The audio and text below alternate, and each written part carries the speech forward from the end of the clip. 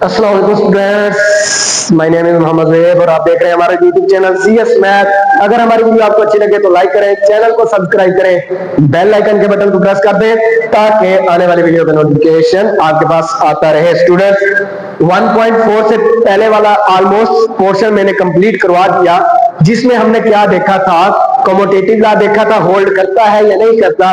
उसमें आपने देखा कि कुछ खास केस होते हैं जिसमें कमोटेटिव लॉ होल्ड करता है। वो क्या केस है?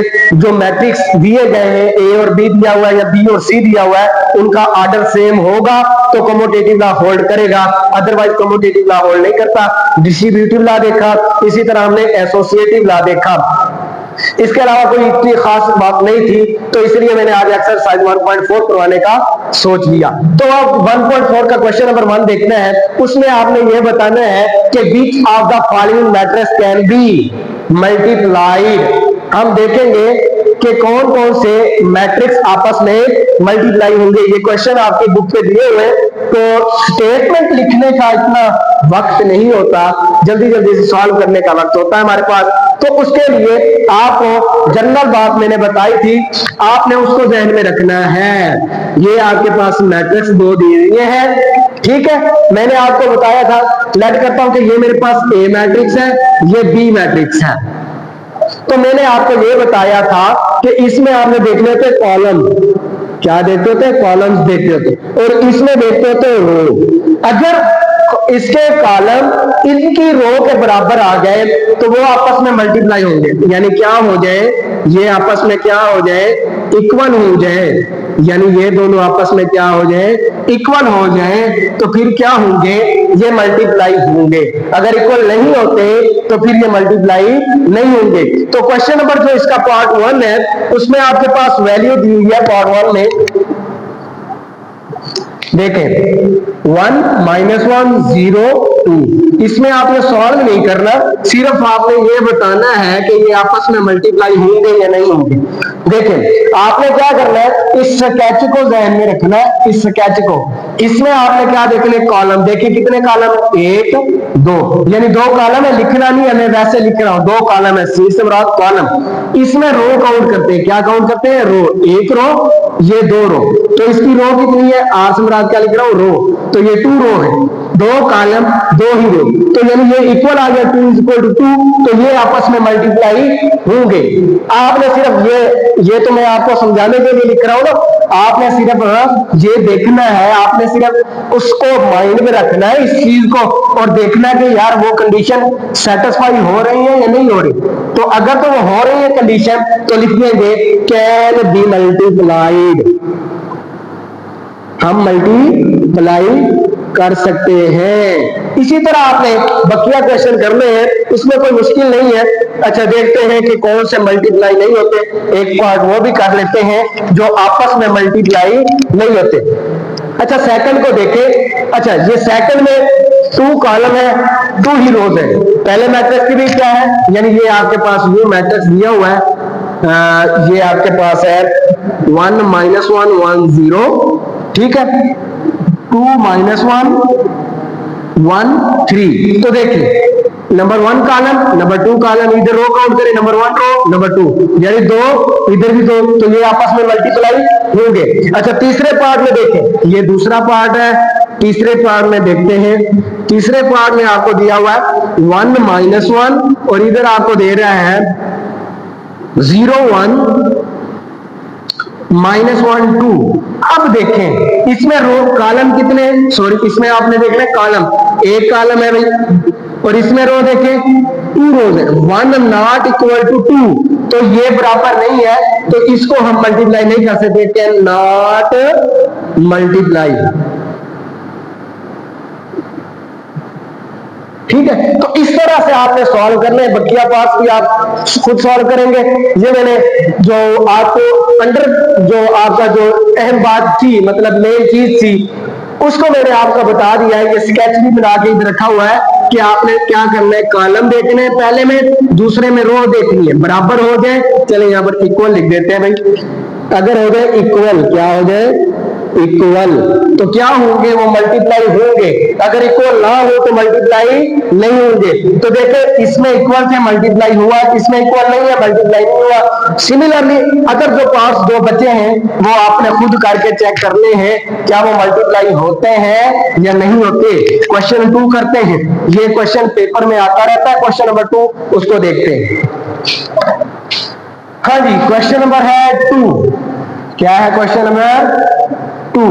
अच्छा जी, देखते हैं आपके पास ए की वैल्यू दी हुई है, उसमें ए इक्वल टू दिया हुआ है कुछ आपके पास 3 0 -1 3 0 -1 और 2 दे रहा है, और बी की वैल्यू दे रहा है बी इक्वल टू 6 5। अच्छा, पहला पार्ट वो कह रहा है कि आपने क्या करना है, ए और बी करना है, यानी ए और क्या लिखा हुआ है ए बी, इससे मुराद इनको आपस में मल्टीप्लाई करना है। चले सॉल्यूशन करते हैं, यहाँ पर लिखे सॉल्यूशन, सॉल्यूशन में एक बार वैल्यू लिखते हैं 3 0 -1 2, और ये है ए की वैल्यू, कॉमा बी की वैल्यू क्या है 6 5। अच्छा जी, अब ए बी क्या है, सॉरी ए और बी, यानी ए पहले, ए की वैल्यू है 3 0 -1 2 और बी की वैल्यू क्या है 6 5। अब कर देते हैं मल्टीप्लाई, हाँ जी करें मल्टीप्लाई। अब मल्टीप्लिकेशन का तरीका बताया था, पहले में इसके पहले के साथ, दूसरे में इसके दूसरे के साथ। देखें ए बी क्या आ जाएगा, हाँ जी 3 में मल्टीप्लाई होना है 6 के साथ, 3 मल्टीप्लाई बाय 6, दरमियान में एडिशन बताई थी, यानी फर्स्ट में इसके फर्स्ट के साथ, दूसरे से के साथ मल्टीप्लाई होने से पहले क्या आ जाएगा प्लस आ जाएगा 5 को 0 के साथ, यानी 0 मल्टीप्लाई बाय 5। अच्छा जी, सिमिलरली -1 में 6 के साथ, -1 मल्टीप्लाई बाय 6, दरमियान में एडिशन क्या आ जाएगी, दरमियान में एडिशन 2 ने होना है 5 के साथ, 2 मल्टीप्लाई बाई 5। आपको क्यों बताया था कि अगर आपकी समझ में ना आ रहा हो कि यार मैंने मल्टीप्लिकेशन सही की है या नहीं की, तो आपने चेक कर लेना है ये जो एंट्रीज है, ये एंट्रीज और ये एंट्रीज अगर सेम आ रही हो तो मतलब आपकी मल्टीप्लिकेशन क्या है, सही है। ठीक है, तो ये आपने चेक करनी है, तो इसको रेज कर रहा हूं मैं। ठीक है, ये आपको स्केच बनाकर दिया है मैंने आपको, ये एक क्लू मैंने खुद इजाद किया था।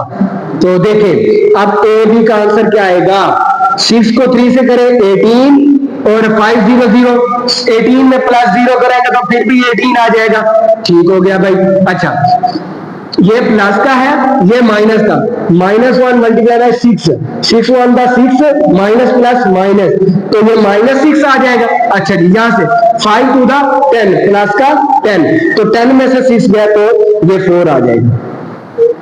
ये मैंने डायरेक्ट किया, एक स्टेप और होना था लेकिन मैंने डायरेक्ट किया, क्योंकि आप डायरेक्ट करने की कोशिश करें इतना टाइम नहीं होता, पेपर सॉल्व करना होता है, जल्दी जल्दी सॉल्व करना होता है। तो दोबारा देखें क्या किया, 6 को 1 से मल्टीप्लाई किया तो माइनस का 6, क्यों, ये माइनस का 1 था, जब 2 को 5 से किया तो 10 बना।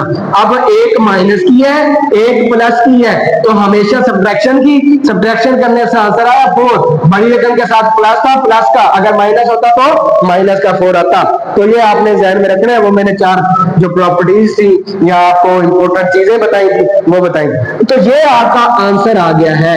अच्छा जी, ये हो गया एक पार्ट, ये फर्स्ट पार्ट किया है। सेकंड पार्ट में वो आपको कह रहा है फाइंड करना है बी ए, क्या फाइंड करना है, बी ए। तो देखें बी ए क्या होगा, बी की वैल्यू पहले, बी की वैल्यू है 6 5 और ए की वैल्यू बाद में, ए की वैल्यू है 3 0 -1 3 0 -1 2।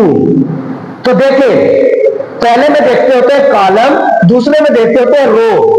देखिए इसमें कितने कॉलम है, एक कॉलम है, यानी सी कितना है 1 है, ये लिख रहा हूं, आपने नहीं लिखना, सिर्फ समझाने के लिए। इसमें देखते हैं रो, नंबर 1 रो, नंबर 2, तो रो तो आ गई है 2, 1 नॉट इक्वल टू 2, तो ये आपस में मल्टीप्लाई नहीं होंगे, क्योंकि मल्टीप्लीकेशन के लिए शर्त ही यही है कि जो पहला मैट्रिक्स हो उसमें कॉलम और दूसरे मैट्रिक्स में रो क्या होनी चाहिए, बराबर होनी चाहिए। तो इसमें तो बराबर ही नहीं हो रहे, तो लिख देंगे कैन नॉट मल्टीप्लाई।